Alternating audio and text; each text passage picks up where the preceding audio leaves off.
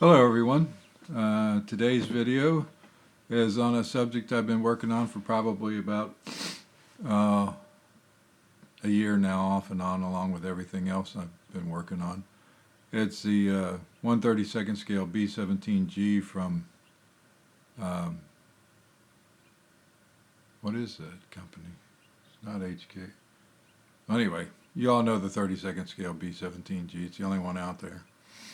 But this one I'm doing as I'm trying to do as a Douglas dash 30 model of the G, because some of those were sent out with staggered waist windows before Boeing, and some of them got the Cheyenne tail turret at uh, the modification plant.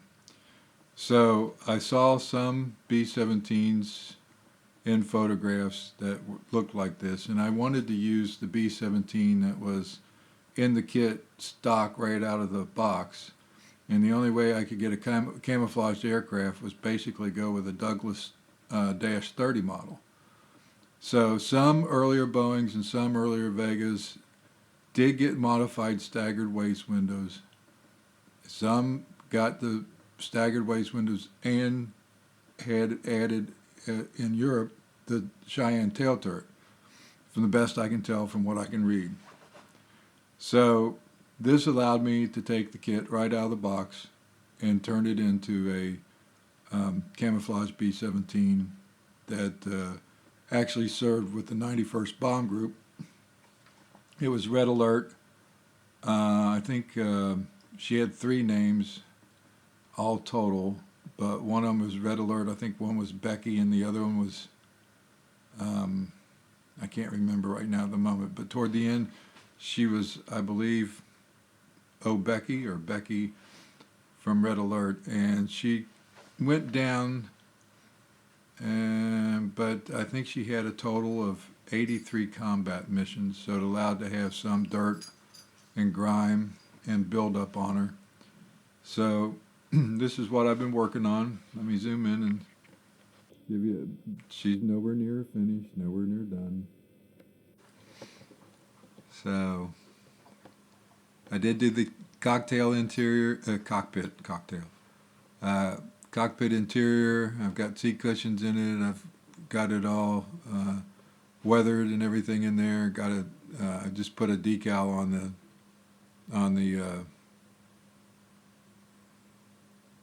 the dashboard. The mission markers look like what I could find that was on the picture of the aircraft. The artwork is not exactly the same, but it's a holder until I can get my nephew to paint me one and make a decal out of it.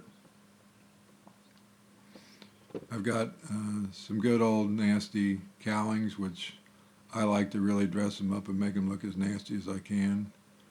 Got some preferred travel areas with footprints and stuff from the guys going out and all over the wing into the fuel tanks and everything else. I got a miscolored, she's got a little dust on her. I'll wipe it off the next time. Got a outboard wing with different camouflage as a replacement. Let me zoom out a little bit.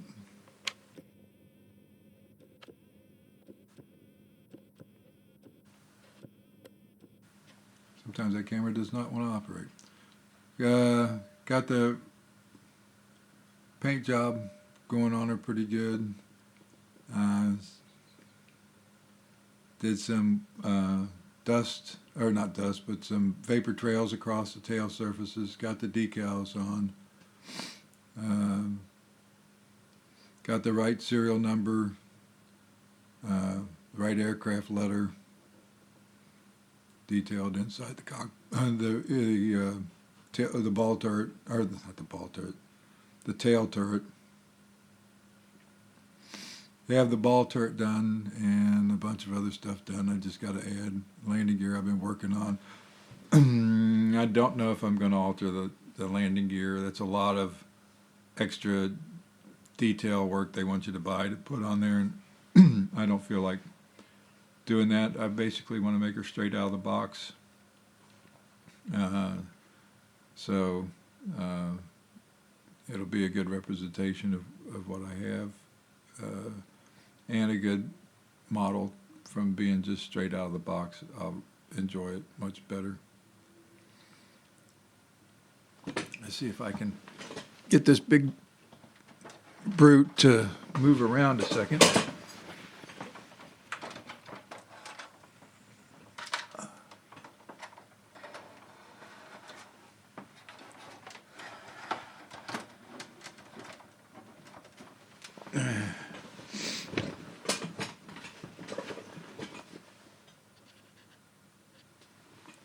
Give you a little pan from side to side. Like I said, there's a lot left to work on this model, so there'll be at least 5 or 6 parts left of this crazy thing to go with what I plan to do on it. But I thought you might like get a look at it, see what you think. Beautiful model by the interior and the nose. I've got it to where I can just add it. It's all detailed up. It'll be easy to put through the big glass or the side windows. It's not going to be hard to finish out at all, put together.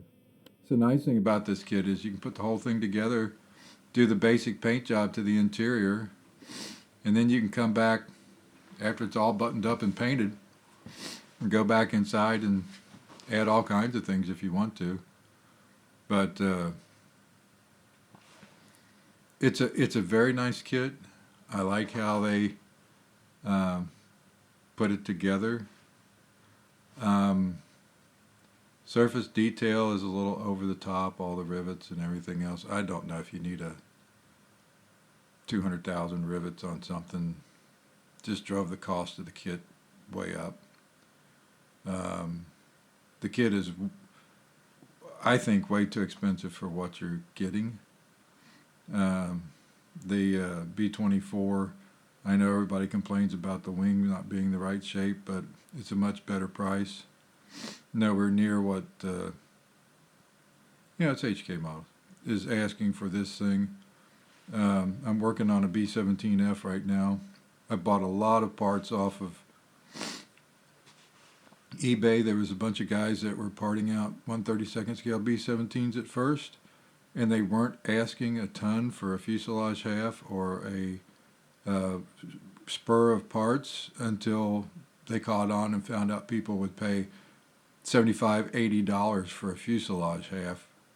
And I'm like, not me. But luckily I was able to get in there early before the prices went skyrocketing, and I got enough B-17 parts for far less than what the kits were going for, that I can do two B-17Gs, a B-17F, and an E. And I think I have 2 fuselage halves left over. And what I'd like to try to do is try to do a, I don't know how I'm going to do it, but I'd like to try to do a Boeing Model 299, the very first one. That would be an amazing thing, and I just, if I can get the fuselage figured out, I'll go buy a kit to get wings, because that would be something to see. And I think I can do the nose from the drawings and instructions from the Coster conversion. Just scale it up and mark it out on the plastic and see what I get. But like I said, I'll have to check it out. But anyway, I've got enough for 2 Gs, an F, and an E. I'd like to do something like even if it's not the very first one, maybe if I could do a D or a C, maybe even a B, because by then the nose had changed to pretty much what it is today. You just have to backdate it. And I've got 3 or 4 or 5 nose sections, so I can always play with a lot of that. But anyway, this is what I've got so far. Very happy with it. Like I said, the kit's not a bad kit at all. I'm contemplating motorizing it. It's so large that I can run wires through this thing all day long without hurting anything. The cowlings and everything still come off, and I can still alter those. I can do a lot of stuff to her, even though she's put together. I haven't decided out how I want to do it, but it's something I got to figure out pretty soon. But the next thing I should be able to do is put the tail wheel and the front landing gear on, and then I will add the cockpit glazing all the way around. And I did a real nice job fitting the upper fuselage that comes apart, so I'm not going to have to worry about gluing that on. I'd like to keep it to where I can show the interior off, since I did put time and effort into it.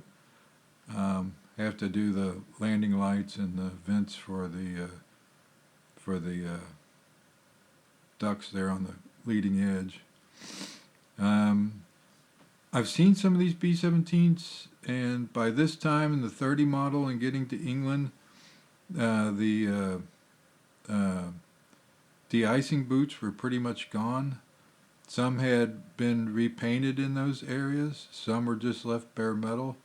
So I'll have to figure that one out and see what to do with that. But it's been a real pleasure. I really like this kit. And if they were like $150 instead of $400, I would be much more inclined to build them. But yeah, if they were $150, I'd build one of every bomb group. But anyway, thought you might like to see it. Hope you got a kick out of it. Let me give it a little better pose here. See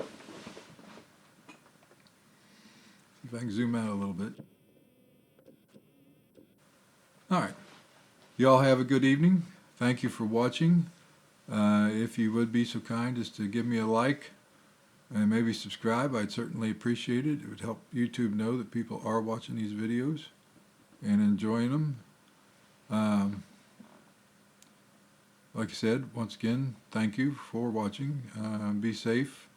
Talk to y'all later. Have a good one now. Bye.